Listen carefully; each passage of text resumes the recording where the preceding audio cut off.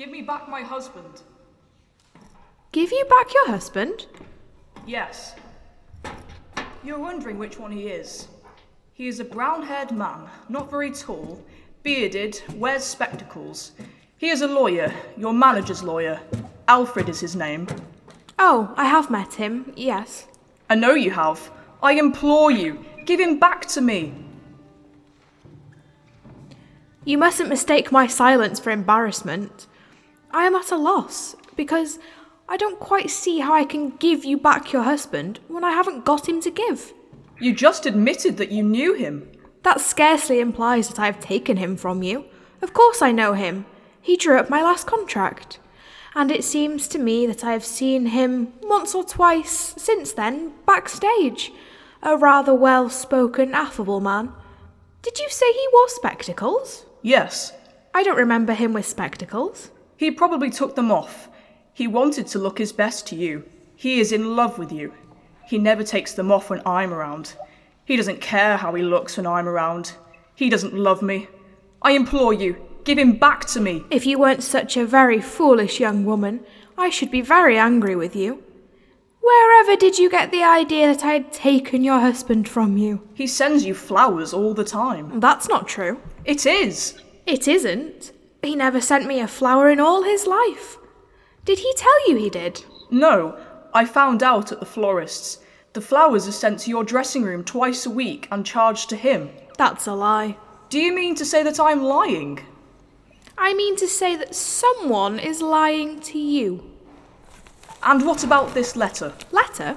He wrote it to you, and he said... He wrote it to me? Let me see. No, I'll read it to you.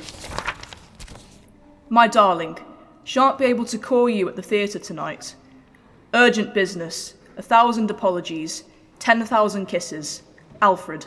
Oh. I found it on his desk this morning. He probably intended to send it to you, but he forgot, and I opened it. You mustn't cry.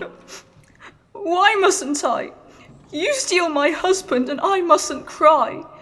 Oh, I know how little it means to you, and how easy it is for you. One night you dress like a royal princess, and the next night you undress like a Greek goddess. You blacken your eyebrows and redden your lips, and wax your lashes and paint your face. You have cosmetics and bright lights to make you seem beautiful, and author's lines to make you seem witty and wise. No wonder a poor and simple-minded lawyer falls in love with you. What chance have I against you in my cheap clothes, my own lips and eyebrows, my unstudied ways? I don't know how to strut and pose and lure a man. I haven't got Mr. Chekhov to write beautiful speeches for me. In reality, you may be more stupid than I am, but I admit that when it comes to alluring men, I am no match for you. This is a very interesting case. What is? Yours. Mine? What do you mean? I mean that I never received a flower or a letter or anything else from your husband. Tell me, have you and your husband been getting on rather badly of late? Yes, of course. You used to be very affectionate to one another. Why, yes. And of late you've been quite cold. Yes. Of course, a typical case, my dear, if you knew how often we actresses met with this sort of thing. It is perfectly clear that your husband has been playing a little comedy to make you jealous, to revive your interest in him. Do you really think that? Do you mean to say such a thing has happened to you before? Endless times. It happens to every actress who is moderately pretty and successful. It is one of the oldest expedients in the world, and we actresses are such conspicuous targets for it. There is scarcely a man connected with the theatre who doesn't make use of us in that way some time or other. Authors, composers, set designers, lawyers, musical directors, even the managers themselves. To regain a wife or sweetheart's affection, all they need to do is invent a love affair with one of us. The wife is always so ready to believe it. Usually we don't know anything about it, but even when it is brought to our notice, we don't mind so much. At least we have the consolation of knowing that we were the means of making many a marriage happy, which might otherwise have ended in a divorce court. But how could I know? There, dear, you mustn't apologise. You couldn't have known, of course. It seems so plausible.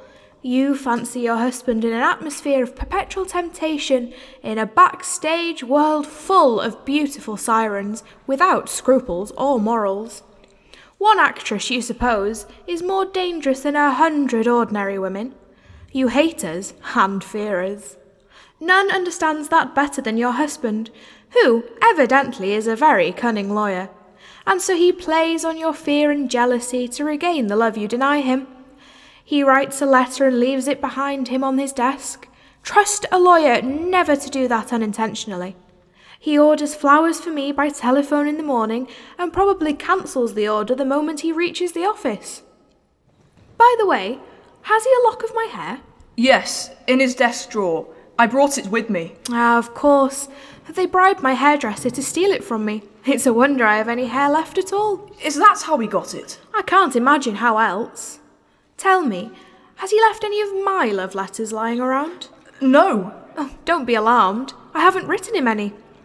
Then what made you... I might have if he'd come to me frankly and said, I say, Sarah, will you do something for me? My wife and I aren't getting on so well. Would you write me a passionate love letter that I can leave lying around the home where she may find it? I certainly would have done that for him. I'd have written a letter that would have made you weep into your pillow for a fortnight. I wrote 10 like that for a very eminent playwright once, but he had no luck with them. His wife was such a proper person that she returned them all to him unread. Oh, how clever you are. How good. I'm neither better nor worse than any other girl in the theatre, even though you do consider us such monsters. I have been a perfect fool. Well, you do look a bit silly, standing there with tears in your eyes and your face flushed with happiness, because you have discovered that a little bearded man with spectacles loves you after all. Oh, my dear, no man deserves to be adored as much as that. But then it's your own affair, isn't it? Yes. Yet, I want to give you a parting bit of advice. Don't let him fool you like this again. He won't. Never fear. No matter what you may find in his pockets, letters, handkerchiefs, my photograph, no matter what flowers he sends or letters he writes or appointments he makes, no matter if he comes home late smelling of perfume and looking guilty with lipstick kisses all over him, don't be taken in a second time. You may be sure of that. And you won't say anything to him about my coming here, will you? Not a word. To tell you the truth, I'm slightly angry with him for not having come to me frankly for permission to use my name in the way he did. Oh, you are a dear, and I don't know how to thank you. Oh, now you mustn't be crying all over again. Oh, you have made me so happy.